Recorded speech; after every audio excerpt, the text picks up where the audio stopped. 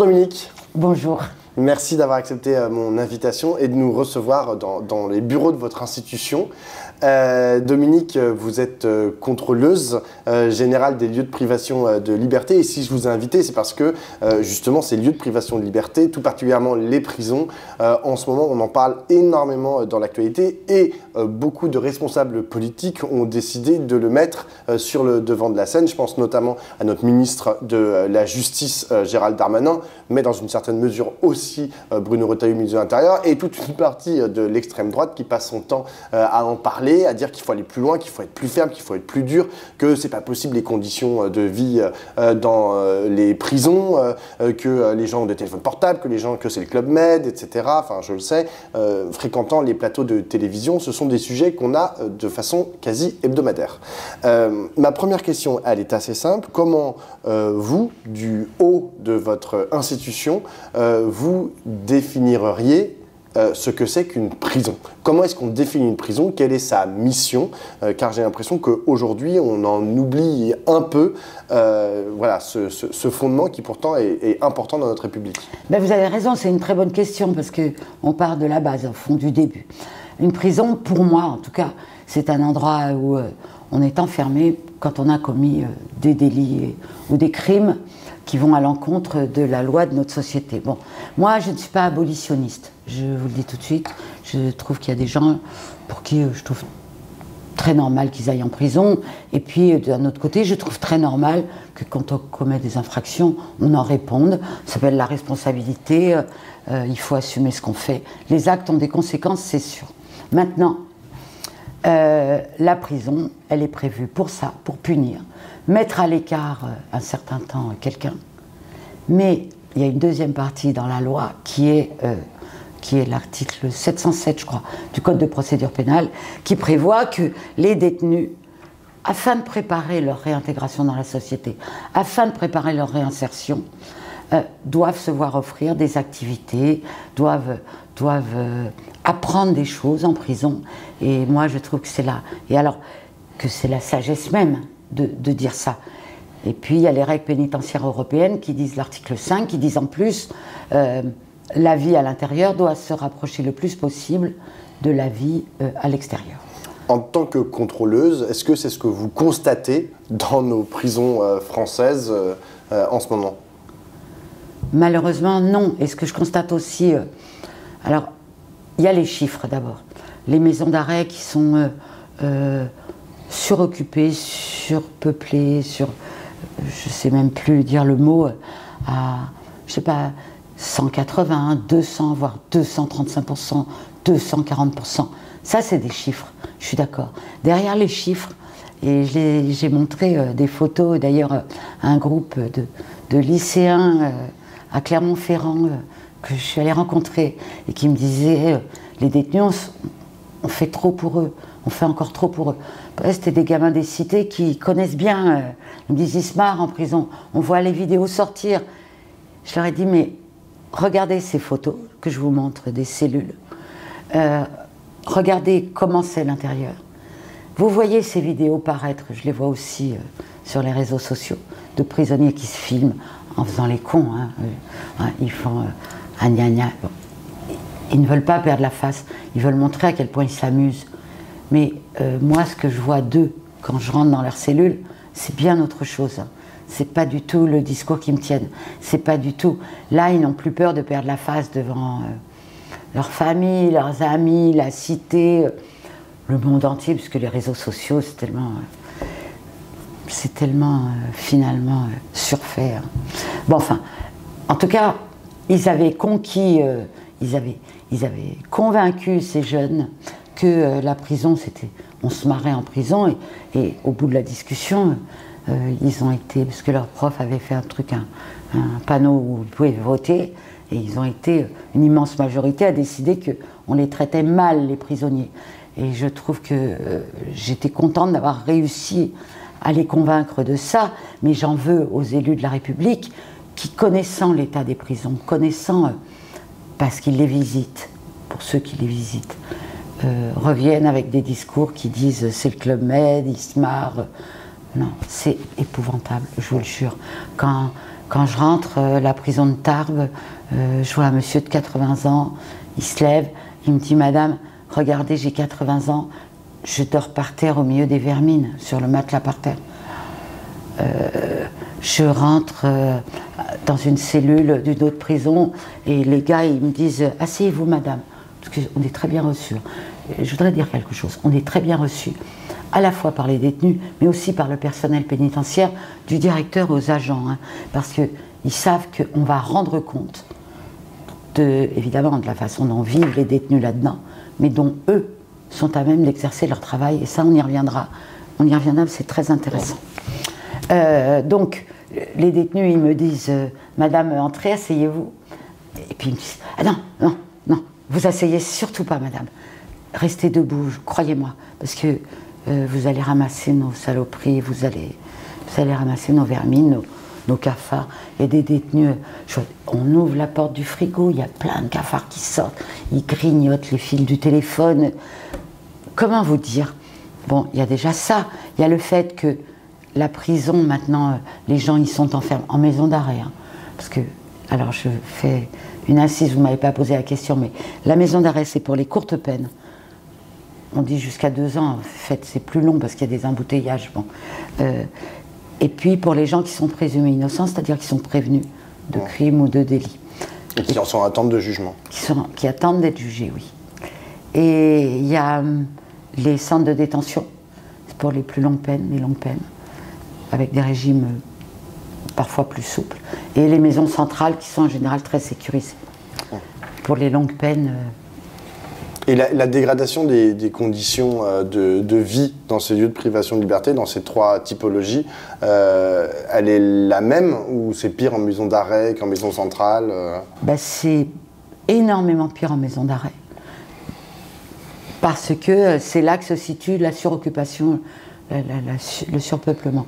Et c'est pour les peines et les délits les plus légers. Donc c'est amusant, si je peux dire, la réaction de certains de nos concitoyens qui trouvent que c'est normal, c'est bien fait s'ils en bavent. Je signale juste, c'est les plus petits délinquants. Alors, les longues peines, ça ne choque personne qui soit un par cellule, à commencer par moi d'ailleurs. Mais pour le moment, la prison telle qu'elle est conçue, c'est un temps mort, un temps violent, parce qu'il y a énormément de violence. Je pense que les détenus comme les surveillants, d'abord il y a un abandon de l'État complet des détenus, mais aussi des surveillants, qui travaillent dans des conditions épouvantables. D'ailleurs, la meilleure preuve, ils se comprennent les uns les autres, ils me le disent, les détenus me disent, vous savez, il y a beaucoup de violence ici, mais c'est un peu normal, les surveillants ils pètent les plombs parce qu'on est trop. Et les surveillants ils me disent, vous savez, moi détenu, mais je refuserais de rentrer dans ces cellules. Je dis, oui monsieur, mais vous me dites, je refuserais, mais quand les détenus refusent, ils prennent un compte-rendu d'incident et après, ils passent au tribunal de la prison. Ils me disent, on sait bien, mais on les comprend hein, quand même. Et voilà. Et je pense que cette notion d'abandon de l'État, si on ne la comprend pas, on ne comprend pas dans quel état se trouvent les détenus comme les surveillants, c'est-à-dire dans une situation d'abandon. Comment croire à la République, comment croire à notre devise, qui pour moi, je vous en dirai un mot d'ailleurs, comment croire que ça existe, que c'est bénéfique pour chacun? Non. Qu'est-ce qu'on attend de la peine tous, autant qu'on est? On attend que les gens sortent meilleurs. Bien sûr qu'elles punissent, c'est normal, mais que les gens en sortent meilleurs. Pas qu'ils sortent, pas qu'ils rentrent illettrés, qu'ils sortent illettrés. J'ai entendu un jour dans le box un détenu raconter la recette d'un gâteau très compliqué, je crois que c'était le millefeuille. C'est très compliqué à faire. Et moins que l'autre, là, que je maudis 20 fois. J'ai ici, je ne sais pas combien. Enfin, bref. Eh bien, il avait presque les larmes aux yeux de bonheur de nous raconter cette recette. Il disait, quand je sortirai, je serai pâtissier. Je serai pâtissier. J'ai appris ça en prison. Je me disais, si chaque gars pouvait apprendre quelque chose en prison, au lieu que là, je suis allée par exemple à des ateliers, parce qu'il se passe des belles choses en prison. Il y a des gens qui donnent leur temps à la prison, qui font des trucs sensationnels en prison. Des ateliers d'écriture, des ateliers d'éloquence, des ateliers de plaidoirie, de théâtre, de sport, de danse, de yoga, de jeux, mais c'est fou comme les gens, puis il y a l'enseignement. Ça, c'est mis. Est-ce que vous pensez que toutes ces activités, là, elles sont mises en péril par l'état du débat public et politique? Je vous dis ça quand j'entends les responsables politiques, notamment ceux qui appartiennent au gouvernement et ceux qui sont en charge, celui qui est en charge de ces lieux de privation de liberté. Je me dis, à un moment, peut-être qu'on va leur couper la possibilité d'avoir ces activités. Alors, je pense qu'on ne pourra pas couper toutes les activités, mais je pense que c'est très nocif pour énormément d'activités, parce que les fonctionnaires de l'administration pénitentiaire, c'est une administration d'exécution. D'abord, ils ne peuvent pas dire afficher complet sur leur porte en disant non, plus personne rentre.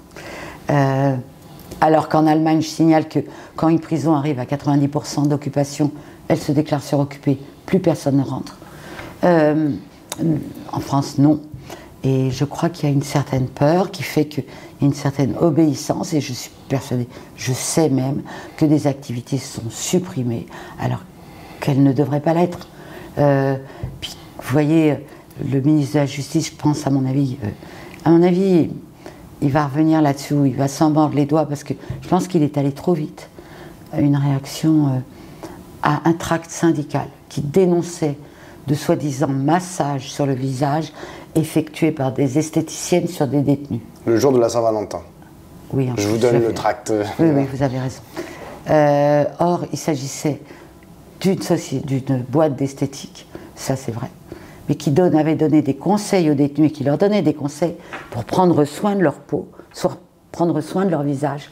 Et ça n'est pas du tout, ni forcément, ça peut être ludique, mais ça n'empêche pas que ça sert énormément, car bien se présenter à la sortie, prendre soin de soi, retrouver l'estime de soi, se trouver beau dans la glace, tout ça c'est extrêmement bénéfique. Ce n'est pas juste un petit jeu de cuit-cuit, les petits oiseaux, voilà.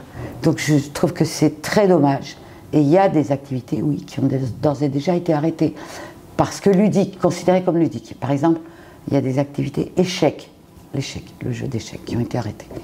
Moi, personnellement, j'ai jamais vu plus emmerdant que de jouer aux échecs. Vous voyez, ça dépend des gens. Hein. Je ne peux pas dire que c'est ludique. Pour moi, ça me rend dingue, ce jeu. Il est arrêté, mais pourtant, l'échec... Mais il est arrêté à une échelle nationale? Non, non. Dans certaines prisons? C'est local. Et ça, c'est la décision de qui? Du directeur de l'établissement pénitentiaire? Je pense que c'est le directeur de la prison qui soumet à la direction interrégionale, qui fait remonter. Et je ne sais pas qui prend la décision terminale, mais elle se prend... Il y a des directeurs qui préfèrent arrêter tout de suite avant que leurs oreilles chauffent. Et ils arrêtent peut-être sans doute n'importe quoi. Il y en a d'autres qui font remonter et qui disent est-ce que je peux continuer? D'autres qui continuent en douce en se disant je vais passer à travers les gouttes. Il y a de tout, hein. Mais c'est une administration qui a quand même qui est très hiérarchisée. Donc vous avez parlé de la devise de la République française, liberté, égalité, fraternité. C'est intéressant parce que dans quelle mesure cette devise peut véritablement s'appliquer aux prisons? Le premier mot, liberté. À mon avis, elle ne s'applique à personne. Malheureusement.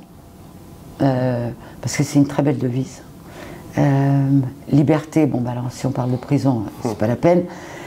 Liberté, encore nous on est dehors, on ne peut pas se plaindre qu'on n'est pas libre. Mais disons qu'il y a des gens qui sont plus libres que d'autres. Alors, égalité, c'est là-dessus que j'insiste. L'autre jour, j'étais dans une prison avec une dizaine de jeunes détenus, mais des majeurs, hein, mais jeunes. Ils me disent, madame, nous, on est nés dans nos cités, on est nés avec la délinquance. On a grandi avec la délinquance, et bien maintenant, on vit de la délinquance. Et quand j'entends quand je vois des gamins qui, quand j'étais journaliste, j'étais passionnée par les comparutions immédiates. C'est une justice ultra rapide que je critique beaucoup, qui fournit beaucoup de cellules. La majorité des cellules sont pleines de gens qui sortent des comparutions immédiates. Et certains veulent encore étendre l'assiette, on va dire, de ces comparutions immédiates. Ouais, je pense notamment à Gabriel Attal. Mineurs, oui. Eh bien, quand je sais que 50% des gens qui défilent aux comparutions immédiates sortent de l'aide sociale à l'enfance, quand je sais que 50% des jeunes sans logis SDF sortent de l'aide sociale à l'enfance, quand je sais que dans les centres éducatifs fermés qui sont censés prendre en charge les jeunes délinquants, c'est la dernière marche avant la prison, on nous dit qu'il y a énormément de gamins qui ont des troubles cognitifs, c'est pour rester poli, et de troubles psychiatriques, et que des directeurs de centres éducatifs fermés me disent on nous amène des gamins, on nous dit qu'ils ont des troubles psychiatriques, et puis quand on prend soin d'eux pendant 15 jours, on s'aperçoit qu'ils ont simplement d'énormes carences affectives et éducatives, et qui vont mieux après. Où est l'égalité là-dedans? Où est l'égalité des chances dont on nous rebat les oreilles? C'est pas pour faire marxiste, gauchiste, je sais pas quoi, mais enfin, tout le monde peut le constater, elle n'existe pas. C'est pas vrai. Quand on est né du bon côté, on est né du bon côté. Moi, j'ai emmené des palanquets de gamins de mes copains, puis j'avais soin toujours de prendre des stagiaires très... de toutes sortes, issus de tous les milieux sociaux. Parce que je sais qu'une des premières injustices, elle commence au stage de 5e. Vous n'avez pas le réseau. Le livreur Franprix, le caissier Franprix m'ont demandé est-ce que tu voudrais pas prendre mon petit gars en stage, ma fille en stage, parce que sinon elle finira en stage à la caisse à Franprix. Mais c'est dégueulasse, quoi. C'est révoltant. Alors que les enfants de mes amis, ils me passaient un coup de fil, ou les amis me passaient un coup de fil, ils me disent tu me prends mon gamin, je disais bien sûr. C'est pas la même chose de faire son stage au Canard enchaîné et son stage à la caisse de Franprix. Je les emmenais, j'en ai emmené beaucoup aux comparutions immédiates. Je leur disais regardez bien, parce que si vous continuez vos conneries, si vous faites des conneries, vous serez jugés comme ça. Moi je viendrai pas vous chercher. Et défendu de cette façon. Mais jamais ma fille serait passée dans ces conditions, je peux vous le dire.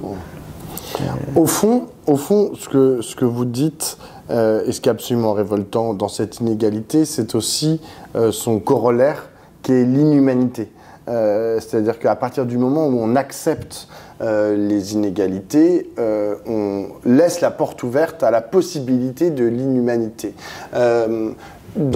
C'était une des raisons qui avait poussé Robert Badinter, ministre de l'Intérieur, a fermé les quartiers de haute sécurité dans les prisons, qu'il jugeait précisément inhumains. L'actuel garde des Sceaux, Gérald Darmanin, a décidé d'ouvrir des prisons qui seraient de très haute sécurité pour certains, j'ai toujours pas très bien compris comment allait se faire la discrimination, très gros narcotrafiquants. Est-ce que vous voyez un lien entre les quartiers de haute sécurité qu'avait fermé Badinter et la prison de haute sécurité que veut réouvrir Gérald Darmanin? C'est sûr que c'est pas sans lien, c'est obligé. Simplement, j'attends de voir ce que ce sera. D'abord, sans gros narcos. Moi, je n'ai aucun problème avec le fait qu'on interdise aux narcos d'avoir un portable et qu'on vérifie qu'ils n'en ont pas. Faut dire qu'ils ne nous aident pas. Quand on voit les monstruosités qu'ils commettent depuis la prison, j'ai aucun problème qu'ils soient punis, pas de portable. Simplement, il faut savoir dans quelles conditions. Vous savez que le brouillage des portables, il est impossible en prison parce que ça brouille le voisinage, qu'on avait des brouilleurs 4G, que tout le monde est passé à la 5G et que des portables, tout le monde en a en détention. Tout le monde. Et quand c'est pas le portable, c'est la carte SIM qui va dans le portable du voisin de cellule. Moi, les gamins, quand je passe dans les coursives, ils me disent Madame, on vous a vu sur Combini. Je dis Monsieur, c'est pas possible, non. Combini, c'est pas la télé. Et ils me disent Ah, Madame, vous savez bien. Bon, voilà. Puis eux-mêmes, ils font des vidéos depuis leur portable. Donc, moi, je pense, la hiérarchie de l'administration pénitentiaire vous le dit, on a perdu la bataille des portables. Bon, bah, alors autant qu'il y en ait, qu'ils soient surveillés, que les détenus, moi, je suis pour que les détenus aient accès à Internet, mais bridés. Je ne suis pas folle non plus. Qu'il y ait certains sites qui soient interdits, que tout ça soit vérifié. Mais tout ça, de toute façon, pour le moment, la bataille sur les portables, elle est aussi perdue parce qu'il y a trop de monde en prison. Il manque 6000 surveillants, par parenthèse, tandis qu'il y a une énorme crue de détenus. Donc, mais alors, les quartiers de haute sécurité, c'est pas juste... Enfin, la prison de haute sécurité de Darmanin, c'est pas juste pas de téléphone portable. C'est l'isolement. Et moi, c'est ça qui me fait peur. Parce que l'isolement, ça a été appelé la torture blanche, et c'est pas pour zéro. C'est parce qu'au bout d'un moment, au bout de assez peu de temps d'ailleurs, ça vous tape sur le système, et c'est pas que vous devenez dingue, mais quasiment. Vous avez quand même des pensées étranges. Ça a été prouvé par la psychiatrie, par la médecine, par des tas d'études philosophiques et des études criminologiques d'ailleurs, qui disent que l'isolement véritable, c'est terrible. D'ailleurs, c'est en Turquie, d'où la fameuse blague tu veux visiter, tu as aimé les prisons turques, pour d'autres raisons aussi, mais il y a parce que il y a des gens qui sont mis à l'isolement total et que c'est ce qu'on appelle la torture blanche. Vous êtes... c'est une mort à petit feu. C'est atroce. Et, je reprends le mot de l'adjectif de Badinter, profondément inhumain. Vous, dans le cadre de l'élaboration de cette prison de haute sécurité voulue par Darmanin, est-ce que vous êtes consulté en tant que contrôleuse générale des lieux de privation de liberté, ou est-ce que vous allez attendre que la prison soit effective pour aller la visiter et vérifier sur pièce comment ça se passe? Alors non, il ne m'a pas consulté d'ailleurs.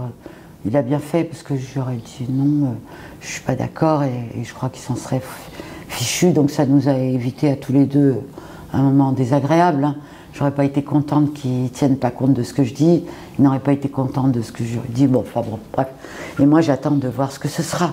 Mais quand même, je prendrai certainement la parole. Si c'est 100 mecs parmi les plus dangereux qui sont enfermés au même endroit, je me demande quel surveillant il va nommer. Il dit on fera comme en Italie, il y aura des rotations de 2 ou 3 mois, je crois, pour éviter tout risque de corruption et tout risque de représailles. Parce que, attention, moi j'ai vu des surveillants qui avaient peur, hein, peur de certains détenus, d'ailleurs à raison. Parce que les pressions sur la famille, vous avez peut-être vu ces vidéos, il y en a une ou deux horribles où il y a un surveillant qui se fait attaquer chez lui, sa femme qui essaye de l'aider, qui est frappée à son tour. J'ai vu des procès où les surveillants racontent comment ils se font avoir au fond. Bon, alors, je passe la corruption, parce que la corruption, c'est... Mais là, c'est un gros sujet, là. Ces dernières semaines, on en parle beaucoup. C'est un intérêt d'argent. Bon, c'est autre chose. Mais ça existe. Mais il n'empêche... Ça existe. Vous en avez... Bien sûr que ça existe. Personne ne le niera. Hein. À la pénitentiaire, vous pouvez leur demander, tout le monde le sait. Et ça existe, soit pour des raisons d'argent, parce que les sommes proposées sont énormes, et les salaires... Par les narcos. Par les narcos. Ou le crime organisé, ce qui se rejoint beaucoup. Et puis la peur. Moi, je me souviens... c'est triste de m'en souvenir d'ailleurs aujourd'hui, parce que le procès de Nino Ferrara, Antonio Ferrara, qui vient de se faire reprendre pour des braquages, j'espérais vraiment qu'il s'en sorte, vous voyez. Eh bien... il y a un surveillant qui a été condamné dans ce procès pour l'évasion de Fresnes. Eh bien, il a raconté. Il a raconté à la sortie de la prison, les mecs qui venaient le voir, qui disaient « ça va ta femme et ta fille, elle va toujours à la même école ta fille ». Vous voyez le genre ça fait réfléchir. Alors bon, il dit qu'il y aura, le ministre dit qu'il y aura des rotations de surveillants, mais moi, ce qui est insupportable, c'est la façon dont on construit les nouvelles prisons et qui sont faites pour que les gens se croisent le moins possible. Condé et Vendin-le-Vieil, comme exemple. Donc peut-être qu'il les dispatchera dans différents endroits. Et pour ce qui est des portables, il faudra prendre des brouilleurs de bonne qualité, de grosse qualité, je crois, parce que là, vous vous rappelez du fameux truc du pont Moretti, le pauvre vieux. Quand je suis arrivée, il y avait 0 brouilleur, depuis nous en avons doublé le nombre. Et toute l'assemblée éclate de rire, et lui, il reste comme ça, et tout à coup il réalise que 0 par 0, c'est 0. J'ai une dernière question, Dominique. Vous avez dit, heureusement que Gérald Darmanin, le ministre de la Justice, ne m'a pas consulté parce qu'on ne serait pas arrivé à se mettre d'accord. Et de toute façon, il n'aurait eu que faire de mes propositions. Au fond, est-ce qu'il n'y a pas un problème dans l'autorité que vous présidez ou que vous dirigez, je ne sais pas, de prise en considération? On sait que vous publiez des rapports sur de multiples sujets, à la fois sur des sujets spécifiques et thématiques ou sur des prisons spécifiquement. Tout est public et disponible sur votre site internet. Mais on a l'impression que ni le législateur, ni le gouvernement, l'exécutif, ni personne, en fait, n'en a trop quelque chose à faire. Alors, pour moi, c'est très important. Il y a certains citoyens pour qui c'est une question importante, mais pour les pouvoirs publics, c'est-à-dire ceux qui sont capables, normalement, de tirer les bonnes conclusions de ce que vous faites et d'appliquer vos propositions, on a l'impression qu'ils n'en ont plus rien à fiche. Et ça vaut aussi pour le défenseur des droits, entre parenthèses. Alors, évidemment, ça se pose cette question, hein, je la comprends très bien, à quoi on sert finalement. Ça revient à ça. Alors, d'abord, je dois vous dire que sur notre passage, des choses changent. Alors, des choses qui peuvent vous paraître dérisoires, la température de la nourriture, les douches refaites, un petit muret près des toilettes pour séparer. Rien que à Perpignan, des congélateurs dans les coursives pour tuer les punaises de lit, puisqu'on m'a appris ça, comment les tuer. Voilà, des choses changent. Des choses sur la discipline aussi, des choses qu'on peut dénoncer par le biais de l'article 40. Vous savez si on assiste à un crime ou un délit, on doit le dénoncer au procureur. Bon. Il y a aussi, peut-être là où on rencontre le plus d'écoute, c'est en psychiatrie, où des services entiers ont changé leur manière de faire après notre passage et après discussion. En prison, c'est beaucoup plus dur. Moi, mon espoir, c'est, si vous voulez, puisque le gouvernement, effectivement, nous écoute peu, que la représentation nationale, je la trouve assez lâche sur cette question, puisque moi, je ne compte pas les députés qui viennent me voir quand ils m'interrogent pour me dire qu'ils sont totalement d'accord avec moi, qu'il faut absolument vider les prisons, instaurer, comme en Allemagne, comme en Espagne, comme en Hollande, comme maintenant en Angleterre, d'abord une purge de la situation en faisant sortir des gens, comme on l'a fait pendant le Covid, comme on le faisait jusqu'en 2008 avec les grâces présidentielles et les lois d'amnistie. Moi, je trouve qu'il nous faudrait aujourd'hui une loi d'amnistie. On repart sur des bases saines avec des prisons, pas plus que 100%, et après on instaure un mécanisme de régulation carcérale qui fait que, comme en Allemagne, à partir d'un taux qui ne peut pas être supérieur à 100%, je trouve, sinon on est au-dessus des normes, eh bien, plus personne n'entre si quelqu'un ne sort pas. Alors, Gérald Darmanin, il a une solution pour ça, il s'appuie sur la construction de nouvelles places de prison, plan qui a d'ailleurs été lancé avant lui. Alors, il reconnaît lui-même que ces 15 000 places promises en 2017, on n'y arrivera jamais. Donc, voilà, d'ailleurs, tout le monde le savait qu'on n'y arriverait jamais.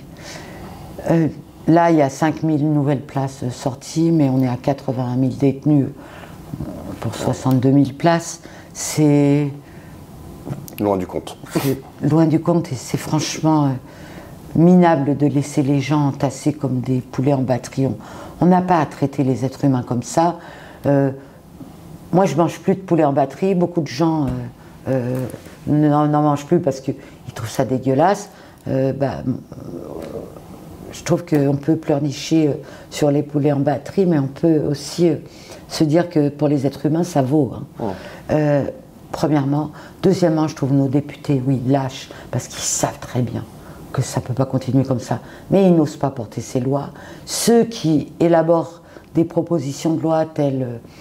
il y a eu Caroline Abadie pour Renaissance avec Elsa Faucillon qui est communiste. Et Caroline Abadie, elle a eu beaucoup de courage dans son parti de participer à ça. Elle a été obligée de se désister, elle n'a pas été réélue. Elsa Faucillon, elle est là. Et Hugo Bernalicis également, qui a élaboré une proposition de loi. Mais il n'a jamais eu la niche de LFI, Hugo Bernalicis. Ils s'en foutent, la vérité. Ils s'en foutent. C'est pas porteur, c'est pas... Jérém, c'est l'inverse. C'est l'inverse de c'est pas porteur, c'est carrément... Non mais c'est pas porteur, c'est un euphémisme. C'est un euphémisme. Voilà, il n'y a pas ce courage. Un courage que j'ai trouvé avant, par exemple, la loi pénitentiaire, qui l'a mise en route, c'est Rachida Dati, c'est quand même... et Michel Alliot-Marie, c'est quand même tordant, si on veut. Qui a créé le contrôle général des lieux de privation de liberté, c'est Rachida Dati. D'accord, c'était des trucs de l'Europe, européens, qui étaient ratifiés par la France. Il n'empêche, les autres ne l'ont pas fait. Hein. Donc, c'est assez perturbant de voir à quel point la représentation nationale là-dessus se dit, écoute, moi je les imagine bien, tous nos concitoyens s'en fichent, ils en ont rien à foutre comment on traite les prisonniers, ils ne voient pas que la réinsertion, c'est très important et qu'elle se fera que si les choses s'arrangent en prison, eh bien, on va mettre... et comme me disait un détenu très intelligent, il me l'a écrit, « Madame, vous ne trouvez pas que 120, on vous coûte 120 € par jour et par détenu. Vous ne trouvez pas que ça fait un peu cher pour fabriquer de la récidive? Puisque c'est 60% de récidive à 5 ans. Donc, l'Allemagne, c'est beaucoup moins. 35-40. Il y a quand même un gros problème. Dominique, j'ai une toute dernière question. Est-ce que vous avez de l'espoir? Oui. Parce que je pense que, mine de rien, on est beaucoup maintenant à prôner la régulation carcérale. Je sais qu'on est un petit monde, hein. Je ne l'ignore pas. La régulation carcérale, une loi d'amnistie. Ici, on a réuni un groupe de travail avec tous les syndicats pénitentiaires, les syndicats d'avocats, de magistrats, de médecins qui travaillent en prison et 30 associations qui travaillent en prison. On est tous d'accord sur le constat, ça ne peut pas durer. Il faut instaurer une régulation carcérale inscrite dans la loi pour que les magistrats ne soient pas laissés à eux-mêmes et qu'ils aient une loi qui les guide. Puis il n'y a qu'à avoir du courage politique. C'est une question de courage politique. Et ça, c'est très énervant. Et ben, vous voyez, ce groupe de travail il devait être reçu par la commission des lois de l'Assemblée nationale. On était en train de choisir des porte-paroles. Il y a eu la dissolution, après il y a eu le psychodrame, le gouvernement, le budget, le gouvernement qui tombe, nanana. On n'a toujours pas été reçus. Ils s'en foutent. Je trouve ça déplorable. Parce que les prisonniers, c'est nos concitoyens. Qu'on le veut, on peut le vouloir ou pas. Moi, je les considère comme mes concitoyens. J'espère que vous aussi. Et je voudrais qu'on ait un minimum d'égard pour eux. Même s'ils n'ont pas eu pour la société, je voudrais qu'on essaye de faire en sorte qu'ils sortent meilleurs, comme disait Robert Badinter. Merci beaucoup, Dominique.